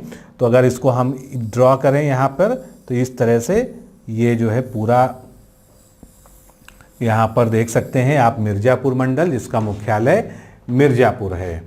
अगला हमारा मंडल कौन सा है, वाराणसी, जिसका जो है प्रसिद्ध नाम या नॉर्मल नेम जो है हम बनारस कहते हैं। इसमें 4 जिले आते हैं, चंदौली जो इससे कटकर बना था, उसके बाद गाजीपुर, जौनपुर और वाराणसी। ये चारों जो है वाराणसी मंडल में आते हैं और वाराणसी ही इसका मुख्यालय है। तो मिर्जापुर के ठीक ऊपर आप देख सकते हैं वाराणसी है, ये वाराणसी है। इससे सटा हुआ ये चंदौली है जो बिहार की सीमा से टच कर रहा है। उसके बाद जौनपुर आप देख सकते हैं और ये गाजीपुर। तो इसका अगर हम सीमांकन करें तो चलिए हम वाराणसी से शुरुआत करते हैं। जौनपुर को घेरा, जौनपुर के बाद जो है इधर हम गाजीपुर की तरफ बढ़ गए और वहाँ गाजीपुर से जो है चंदौली को इस तरह से कवर किया। तो ये जो है पूरा हमारा वाराणसी मंडल हो गया। अब अगला मंडल कौन सा है हमारा, गोरखपुर मंडल। गोरखपुर मंडल में कितने जिले हैं, 4 जिले हैं, देवरिया, गोरखपुर, कुशीनगर और महाराजगंज। ये 4 जिले गोरखपुर के हैं। तो गोरखपुर कहाँ पर दिख रहा है, ये गोरखपुर है। गोरखपुर के ठीक ऊपर कौन सा है, महाराजगंज है। इसके बगल में पूर्वी तरफ जो है कौन सा है, कुशीनगर है, और फिर जो है इधर देवरिया है। तो आप ये देख रहे हैं इस तरह से ये पूरा जो है गोरखपुर मंडल हो गया और इसका मुख्यालय भी जो है गोरखपुर में है। अगला मंडल हमारा कौन सा है, आजमगढ़ मंडल। ये आजमगढ़ हो गया यहाँ पर। इसमें 3 जिले हैं, आजमगढ़, बलिया और मऊ, और तीनों जो है आप एक सीध में देख सकते हैं। पूरब को बढ़ते जाइए, आजमगढ़ के जस्ट बगल में मऊ और उसके बगल में बलिया। तो बलिया को जो है उत्तर प्रदेश का सबसे पूर्वी जिला भी कहा जाता है, और आजमगढ़, मऊ, बलिया, इस तरह से आप इसको कवर कर सकते हैं। और इसका जो मुख्यालय है वो आजमगढ़ में ही है। अब गोरखपुर के पास में ही बस्ती जिला पड़ता है जो कि मंडल मुख्यालय है, मंडल है। बस्ती कहाँ पर है, ये है। बस्ती का जो है बगल का जिला जो पहले बस्ती में शामिल था वो कौन सा है, संत कबीर नगर, जिसका मुख्यालय क्या है, खलीलाबाद है। और इसको जो है पहले खलीलाबाद ही कहते थे, अब इसका नया नाम संत कबीर नगर है। और इसमें तीसरा जिला कौन सा शामिल हो जाएगा, सिद्धार्थ नगर। तो इस तरह से हम देखें बस्ती, सिद्धार्थ नगर और यहाँ संत कबीर नगर, इन सबको हम जोड़ लें तो ये बस्ती मंडल बन जाएगा, जिसका मुख्यालय कहाँ पर है, बस्ती में ही है। इसके बाद अगला मंडल है देवी पाटन मंडल। आप जानते हैं देवी पाटन नाम से उत्तर प्रदेश में कोई जिला नहीं है, लेकिन ये मंडल जो है धार्मिक दृष्टिकोण के नाम पे उसका जो है नाम देवी पाटन मंडल रखा गया है। और एक्चुअल में इसका मुख्यालय कौन सा है, गोंडा है। तो सबसे पहले हमको गोंडा को लोकेट करना पड़ेगा। गोंडा कहाँ है, गोंडा यहाँ पर है। गोंडा में अन्य इस देवीपाटन मंडल में कौन कौन से हैं? बहराइच आता है, बहराइच के साथ में श्रावस्ती है और बलरामपुर है। ये चारों जिले आप देख रहे हैं जो नेपाल की सीमा से भी जो है टच कर रहे हैं। बहराइच, श्रावस्ती और बलरामपुर, इन तीनों की जो है सीमाएं नेपाल से भी टच हो रही हैं। तो इस तरह से आप देख सकते हैं ये पूरा का पूरा जो है देवीपाटन मंडल है और जिसका मुख्यालय कौन सा है? गोंडा जिला है। इसके बाद अयोध्या की बात करते हैं। अयोध्या जो पहले इसमें जो फैजाबाद था उसको जो है अलग फैजाबाद नाम से जाना जाता था, लेकिन अब जो है अयोध्या नाम से ही जाना जाता है। अयोध्या मंडल में कितने जिले हैं? 5 जिले हैं और इसका मुख्यालय अयोध्या है। अंबेडकर नगर, बाराबंकी, अयोध्या, सुल्तानपुर और अमेठी, ये सब मिलकर जो है अयोध्या मंडल बनाते हैं। तो इसको हम लोकेट करते हैं। अयोध्या के ठीक नीचे आप देख सकते हैं सुल्तानपुर, उसके बगल में अंबेडकर नगर, इधर अमेठी हो गया और इधर जो है बाराबंकी हो गया। तो इस तरह से अगर इसको आप कवर करें तो बाराबंकी, अमेठी, सुल्तानपुर, अंबेडकर नगर और अयोध्या, ये जो है पूरा अयोध्या मंडल हो गया जिसका मुख्यालय कौन सा है? अयोध्या है। अब एक बार फिर हम पश्चिम की तरफ बढ़ते हैं। हमारे सामने अगला मंडल जो 17वां मंडल है वो कौन सा है? बरेली है। तो बरेली में 4 जिले हैं, उसका मुख्यालय बरेली है। बरेली में कौन कौन से हैं? बदायूं, बरेली, पीलीभीत और शाहजहांपुर। तो सबसे पहले हम बरेली को देखते हैं। बरेली कहाँ पर है? ये हमने बरेली को देख लिया। बरेली में पीलीभीत, शाहजहांपुर और बदायूं, ये 4 जिले मिलकर जो है बरेली मंडल का निर्माण करते हैं और बरेली मंडल का जो मुख्यालय है वो बरेली ही है। अब लास्ट मंडल जो है वो है मुरादाबाद मंडल, जो हमारे मानचित्र के हिसाब से है। तो मुरादाबाद, इसमें 5 जिले आते हैं। मुरादाबाद, बिजनौर, रामपुर, संभल और अमरोहा, ये 5 जिले इसमें हैं। अब इनको हम लोकेट कर लेते हैं। तो मुरादाबाद आप यहाँ पर देख सकते हैं, ये है मुरादाबाद के साथ इसमें कौन सा जुड़ा हुआ है? बिजनौर जुड़ा हुआ है। अमरोहा, जिसको पहले जेपी नगर इसका नाम पड़ गया था एक बार, उसके बाद संभल है और उसके बाद रामपुर है। तो ये आप पूरा देख रहे हैं, रामपुर, मुरादाबाद, बिजनौर, अमरोहा, संभल, मुरादाबाद इधर, फिर रामपुर, ये जोड़ के जो है ये 5 जिले मिलकर हमारा क्या बन गया? मुरादाबाद मंडल बन गया। अब हमने शुरुआत में जब प्रशासनिक इकाइयां पढ़ रहे थे तो हमने चर्चा की थी कि उत्तर प्रदेश में 4 आर्थिक संभाग क्षेत्र हैं। तो ये 4 आर्थिक संभाग क्षेत्र किस तरह से बांटे गए हैं इसको हम यहाँ पर देखते हैं। तो पहले तो इनका विभाजन हुआ है पश्चिमी, केंद्रीय, बुंदेलखंड और पूर्वी, ये 4 भागों में जो है आर्थिक दृष्टि से 4 आर्थिक संभाग क्षेत्र बांटे गए हैं। हमने पीछे जो है सारे मंडल वाइज जिलों की एक पोजीशन देख ली है, तो आपके मन में जो है एक मैप का स्ट्रक्चर बन गया होगा और निश्चित रूप से आपको ये प्रैक्टिस भी करनी चाहिए। अगर यूपी के सवालों का अच्छे से जवाब देना है तो यूपी के मैप के बारे में आपको अच्छे से पता होना चाहिए। तो सबसे पहला जो संभाग जो सबसे आर्थिक दृष्टि से सबसे ज़्यादा समृद्ध भी माना जाता है वो कौन सा है? पश्चिमी संभाग। और इसमें 75 में से 30 जिले जो है केवल पश्चिमी संभाग में आ जाते हैं, यानी आधे से थोड़ा कम है लेकिन काफ़ी सारे जिले पश्चिमी संभाग में आ जाते हैं।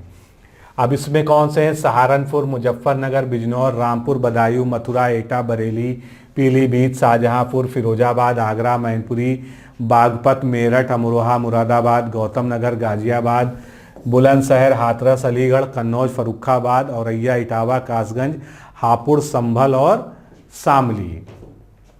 तो आप अगर जो है इसको एक रफ डिवीजन देखें तो आप देख रहे हैं कि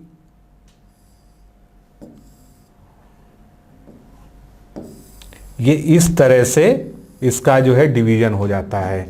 ये पूरा जो है हमारा आ जाता है पश्चिमी संभाग में, जो आर्थिक दृष्टि से पश्चिमी संभाग है और उसमें 30 जिले हैं। इसके बाद केंद्रीय संभाग की बात करें यानी जो सेंट्रल है, इसमें कितने जिले आते हैं? 10 जिले आते हैं। कौन कौन से?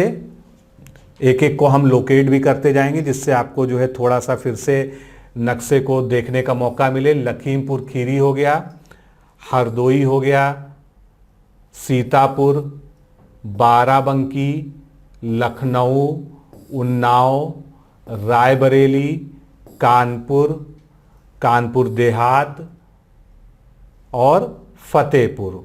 फतेहपुर कहाँ पर है? ये फतेहपुर।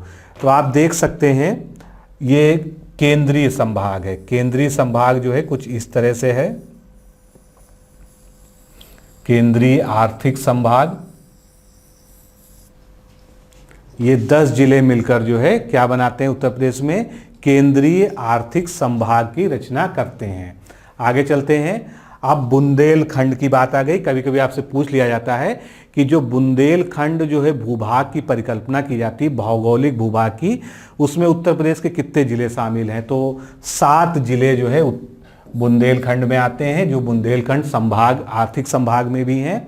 अब ये 7 जिले कौन कौन से हैं इसको हम जो है लोकेट भी करते चलते हैं। तो सबसे पहले हम महोबा की बात करते हैं। ये देखिए महोबा मध्य प्रदेश से सटा हुआ। उसके बाद हमीरपुर, हमीरपुर उसके ठीक ऊपर है। उसके बाद चित्रकूट, चित्रकूट यहाँ पर है। फिर बांदा, ये बांदा हो गया। जालौन की बात करें, ये जालौन हो गया। झांसी हो गया। और 7वां जो है यहाँ पर जो छुप गया है वो है ललितपुर। तो इस तरह से ललितपुर कहाँ पर है? ये ललितपुर है। तो आप देख सकते हैं ये मध्य प्रदेश के जो सहारे पट्टी चल रही उत्तर प्रदेश के नीचे, चित्रकूट, बांदा, महोबा, झांसी, ललितपुर, जालौन, हमीरपुर, ये सब जो है हमारा क्या है? ये हमारा जो मध्य प्रदेश से लगभग टच है। सारे जिले भले ही टच ना हो, लेकिन ये क्या है? ये बुंदेलखंड रीजन में आते हैं, जिसको एक विशेष दर्जा प्राप्त है भौगोलिक दृष्टिकोण से भी, ऐतिहासिक और सांस्कृतिक दृष्टिकोण से भी, और उसके अलावा आर्थिक संभाग भी है जो है एक बुंदेलखंड संभाग। आगे चलते हैं। चौथा संभाग देखते हैं, पूर्वी संभाग। पूर्वी संभाग में 28 जिले आते हैं, यानी जितना हमने इधर पढ़ा उसके अलावा जो कुछ है वो सभी पूर्वी संभाग है। तो पूर्वी संभाग को अगर हम देखें तो कुछ इस तरह से जो है हम पूर्वी संभाग को यहाँ पर बांट सकते हैं। इसके इधर के जो है जिले पूर्वी संभाग में आते हैं। एक बार नाम इसका हम पढ़ लेते हैं। अंबेडकर नगर, फैजाबाद, सिद्धार्थनगर, बस्ती, महाराजगंज, गोरखपुर, देवरिया, कुशीनगर, मऊ, आजमगढ़, बलिया, संत रविदास नगर, वाराणसी, जौनपुर, सोनभद्र, मिर्जापुर, कौशाम्बी, प्रयागराज, बलरामपुर, गोंडा, चंदौली, श्रावस्ती, बहराइच, संत कबीर नगर, सुल्तानपुर, गाजीपुर, प्रतापगढ़ और अमेठी। तो ये सभी क्या है? ये पूर्वी संभाग के जिले हैं, जो कितने हैं? 28 हैं। अब अगर आप यहाँ पर गिनती भी कर लें तो बहराइच, श्रावस्ती, बलरामपुर, सिद्धार्थनगर, गोंडा, बस्ती, संत कबीर नगर, महाराजगंज, कुशीनगर, गोरखपुर, देवरिया, अयोध्या, अंबेडकर नगर, अमेठी, सुल्तानपुर, प्रतापगढ़, कौशाम्बी, प्रयागराज, संत रविदास नगर जिसको भदोई कहते हैं, जौनपुर, वाराणसी, मिर्जापुर, चंदौली, गाजीपुर, मऊ, बलिया, देवरिया, गोरखपुर, कुशीनगर, ये सभी जो है पूर्वांचल भी जो है मिलकर बनाते हैं भौगोलिक दृष्टिकोण से। और ये जो है पूर्वी संभाग के 28 जिले हैं जो आर्थिक दृष्टिकोण से उत्तर प्रदेश में बांटे गए हैं। तो इस तरह से हमने आज के इस लेक्चर में उत्तर प्रदेश का जो सामान्य परिचय है उसको देखा। ये बहुत ही महत्वपूर्ण लेक्चर है। और थोड़ा सा मैप की अगर आप खुद भी प्रैक्टिस करें, उत्तर प्रदेश के ब्लैंक मैप मिलते होंगे, वहाँ पर खुद जिलों को जो है लोकेट करें, उनके नाम लिखें, मंडलों को और उनके मुख्यालयों को। उसके अलावा इस तरह से आर्थिक संभाग को अलग अलग कर लें तो निश्चित रूप से जो है आपको ये सब चीज़ें जो है ऐसे याद हो जाएंगी कि कभी भी आपके सामने परीक्षा में कोई प्रश्न आएगा तो आप इसका सही जवाब दे सकेंगे। तो मित्रों, मिलते हैं अगले लेक्चर में। आज के लिए इतना ही। नमस्कार, धन्यवाद।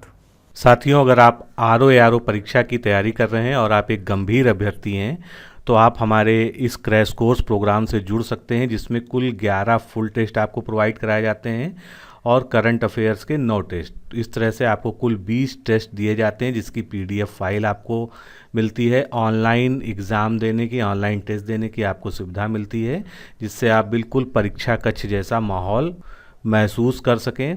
तो आपके सामने हमारे क्रैश कोर्स के टेस्ट सीरीज की एक डेमो पीडीएफ की फ़ाइल आपके सामने खुली है। इसी तरह से आपको जो है सारी पीडीएफ जो मैंने आपको बताया दी जाती है। सभी प्रश्न उनके जो है बाइलिंगुअल उनका ट्रांसलेशन यानी जो है हिंदी इंग्लिश में प्रश्न होते हैं, लेकिन व्याख्या जो है संपूर्ण उसकी हिंदी में होती है।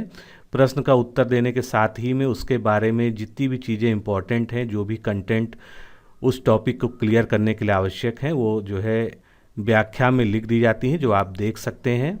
इसी प्रकार जो है आपको सभी टेस्ट जो आप देंगे ऑनलाइन उसकी पीडीएफ दी जाएगी। तो आप ये कह सकते हैं कि आपको जो है क्वेश्चन आंसर के फॉर्मेट में पूरा का पूरा नोट्स उपलब्ध कराया जा रहा है इस क्रैश कोर्स के माध्यम से। तो सबसे पहले आप हमारे इस डेमो टेस्ट की पीडीएफ फाइल को प्राप्त करें। उसका लिंक इस वीडियो के डिस्क्रिप्शन बॉक्स में साथ ही पिन कमेंट में दिया हुआ है। अगर आपको कोई असुविधा है, आप उसको नहीं ढूंढ पा रहे हैं, तो आप 9506742546 पर कॉल करके मांग सकते हैं। और अगर आप हमारे क्रैश कोर्स से जुड़ना चाहें तो आप ज्वाइन आरओ लिखकर इसी नंबर पर व्हाट्सएप से भेज दीजिए। आपको क्रैश कोर्स से जुड़ने से संबंधित समस्त जानकारी रिप्लाई में दे दी जाएगी। कम से कम समय में सेलेक्टेड मटेरियल के साथ, टारगेटेड अध्ययन सामग्री के साथ और अति संभावित प्रश्न श्रृंखला के माध्यम से आरओ परीक्षा की तैयारी के लिए इससे बेहतर विकल्प शायद ही कहीं उपलब्ध है। अतः अपना निर्णय शीघ्र लें और इस क्रैश कोर्स प्रोग्राम से जुड़ें। आप अगर समीक्षा अधिकारी की तैयारी कर रहे हैं और आप ये चाहते हैं कि आप जो है कम से कम 55 प्लस मार्क्स सिक्योर कर सकें, तो आपके लिए एक रामबाण सॉल्यूशन है, जो कि ये पीडीएफ है। ये पीडीएफ जो है आपको ई बुक के फॉर्म में प्राप्त होगी। इसका आप प्रिंट स्वयं निकलवा सकते हैं, क्योंकि इसका प्रिंट हमारे द्वारा प्रोवाइड किया जाना संभव नहीं है। अब ये पीडीएफ जो है इस तरह से आप प्रिंट निकलवाएंगे। लगभग 157 पेज की ये जो है पीडीएफ है, लेकिन इसमें हिंदी के पूरे 6 टॉपिक होते हैं। तत्सम, तद्भव, विशेष विशेषण, विलोम शब्द, वाक्यांश के लिए एक शब्द, वाक्य एवं वर्तनी शुद्धिकरण, पर्यायवाची और समानार्थी शब्द जो है, ये सभी जो है इसमें आपको क्रमबद्ध रूप से मिलेंगे। और ये पूरा इस तरह से लिखा गया है, सारे प्रामाणिक स्रोत जितनी भी अच्छी और मानक किताबें हैं उनसे, बाकी जो अन्य प्रामाणिक जो है शब्दकोश हैं और जितने भी सोर्सेज हैं, सबसे संकलित करके जो है इस ई बुक को तैयार किया गया है। और ये पीडीएफ फॉर्म में अवेलेबल है। इजीली आप जो है इसको डाउनलोड कर सकते हैं। इसके लिए जो है लिंक ये इस तरह से इस वीडियो के डिस्क्रिप्शन बॉक्स में दिया हुआ है। अगर आपको नहीं प्राप्त हो रही, कोई समस्या आ रही है, तो ये जो है कॉन्टेक्ट नंबर है 9506742546। इस पर आप जो है एक बार फ़ोन कर लीजिए या आरओ हिंदी पीडीएफ लिख के भेज दीजिए, तो उधर से आपको जो है लिंक और सारी जानकारी दे दी जाएगी। अब ये पीडीएफ जो है थोड़ा सा इसको देख लीजिए किस तरह की दिखती है। और इसका जो सैंपल पीडीएफ है, जिसमें 10-15 पन्ने जो है प्रदर्शित करने के लिए आपको दिया जा रहा है सैंपल के रूप में, उसका भी लिंक जो है डिस्क्रिप्शन बॉक्स में दिया है। आप वहां से डाउनलोड करके उसको डिस्क्रिप्शन में देख लीजिए। तो इस तरह से जो है इसमें आप देखेंगे तो जो है पहले पन्ने पर जो है सारा जो है ब्यौरा दिया है कि कौन कौन से टॉपिक हैं और किस पेज नंबर पे मिलेंगे। उसके बाद जो है जैसे ये तत्सम तद्भव है, तो यहाँ से इसकी शुरुआत होती है। सबसे पहले जो है जितने भी तत्सम तद्भव के बारे में बेसिक जानकारियां हैं और जो नियम हैं, जो मानक नियम है कि कौन से शब्द तत्सम है, कौन से तद्भव हैं, उन सबको डिस्कस किया गया है। इसी तरह से जो है ये पूरी पीडीएफ डिजाइन की गई है।